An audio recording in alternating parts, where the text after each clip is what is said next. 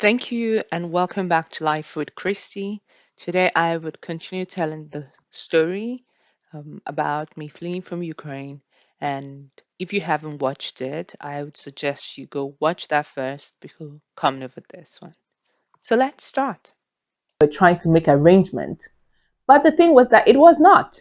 They were allowing other people to come in. Then let's say there were different borders, but like they were allowing Ukrainian people to come in, but refusing people of color and sending them, telling them to go back to the area of the war.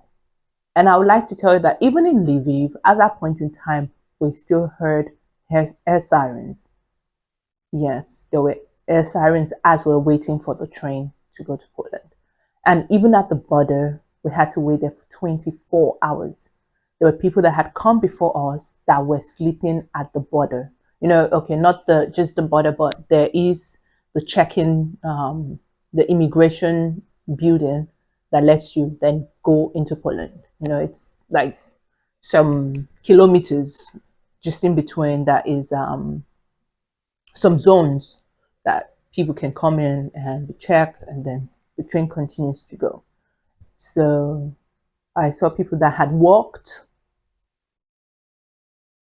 and they were told to go back to Lviv to go take train because they could not be put on the train that was going to Poland because there were so many people.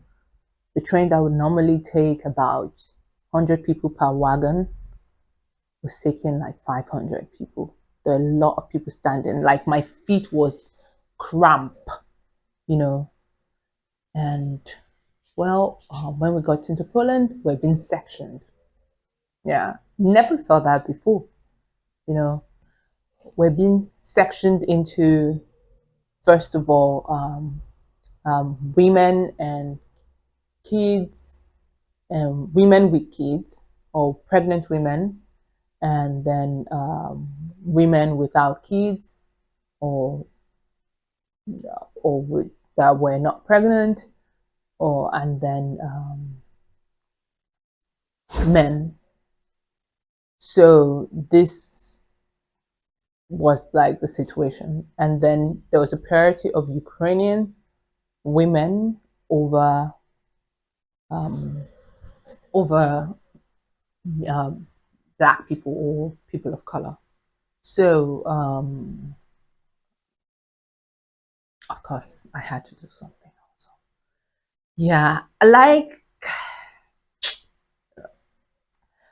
sometimes, yes, you just keep calm. It's just not my kind of thing to not do something when there is injustice. And at that point in time, I was going to, but something I would like to point out also, there were volunteers. There were volunteers there. There were volunteers there. And I remember the faces of all the Ukrainian people and even me as we crossed the border and entered into Poland. Because at that border, we're there for 24 hours, I tell you. Something that would normally take, the people are like, oh, it takes 30 minutes to get into Poland. We're there for 24 hours waiting for everyone on that train to be checked, you know. And as we just entered the next morning, I left on the 25th. I got to Poland on the 27th. Yeah. By that time, all your, all the smells of your body is already like extra. Everybody was just like, you could hear, you could perceive things in the train, but you were just there for your health, for your life. And I remembered there were a lot of volunteers that were kind, that were giving towels. We were there for 24 hours just so that we could get into Poland. And in Poland, people were being sectioned, right? Sectioned. And I remember I needed to do something, right? And then as I was just going to talk um, to the guy like sectioning people, the head of the polish, I think the I saw on his tag, like he was the border officer or something like that. He just came and was like, okay, we're going to do it in a more civil way, but people would have to come in gradually, kindly, no pushing and all of that. So he was like, okay, you, go. You, go. Like that. And it was way sort of like faster. A lot of people were trying to move to the front, so, or maybe he will see me, but I think like it was like more people were going and at a faster rate. And then when I got in, we're checked into Poland, and then I went inside. It was winter, remember. This was winter and it was cold. That's something I want you to keep in mind, that staying at that place for 24 hours, the border for 24 hours, getting to Poland, still staying outside for about 2, 3 hours before being let in with people with children. I did not have children, but I was still cold. And there were volunteers there also. I'm telling you, this could only have been accomplished by wonderful people that put time and effort to go to the border to help people coming in. And there were volunteers there, excuse me, that helped arrange water, hot water, tea, biscuits, some clothes, just for people that had to flee without anything and come to Poland. And I would say coming in was like, it was easy. And there were people that were also there that were going to help to take you to where you wanted to go, depending on where you would like to go. And that was just wonderful.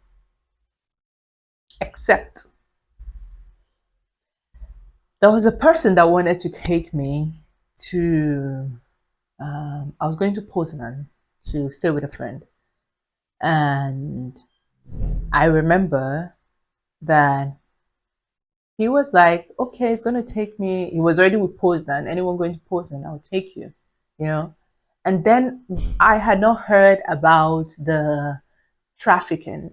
For some reason, I have heard about human trafficking, but it has like just like been like over my head. We had to deal with war, so human trafficking was not there. And this person was like, okay, wait at this junction. I will go get my car and come and pick you. Like, got all my things. My box was already like partially broken into pieces. And I got to the junction, and the guy that went to pick his things, I was waiting there for another 30 minutes. They'd already finished sharing everybody that with the train that came to go to where they needed to go to. And the guy that connected me, the volunteer guy, came and was like, "Why are you still here?" And I was like, "I'm waiting for the guy with the he went to get his car. He said he's coming." So I was just there, and he's like, "The guy, where's the guy?" Sorry. So I was just there, and he was like, "So why are you still staying here?" I was like, "Oh, the guy went to get his car, and he's not been back for 30 minutes." I was like, "Oh, he's a racist." I was just like, "Okay."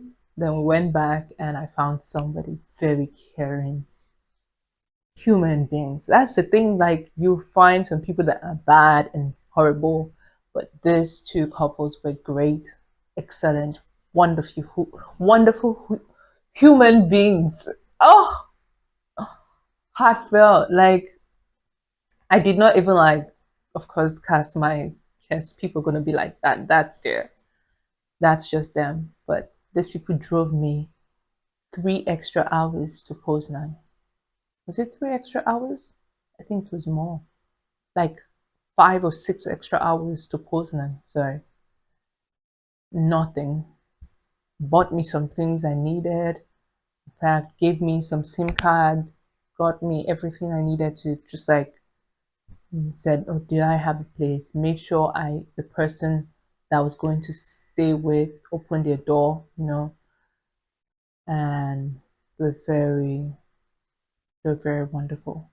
It's to say that this is my story, you know, and I chose to share it here with you guys because, like, I want us to still have more times of life as I experience it in my way or how things happen going forward. And if you have not subscribed, go and subscribe because this channel is about to take a whole new turn. This is like a non break, continuous content given up to you guys. And now I'm in Germany and I'm going to be giving you a lot of content from here in Germany. I'll doing some of social, some of, I know you guys want to make money, but like as information comes to me, I would love to share it with this community. And I would, so go on, like, comment, subscribe, and I would see you on the next one. Don't forget to put down just what you want to, more about what you would like to hear or see on this channel, or write me on Instagram. Thank you and see you later. Bye.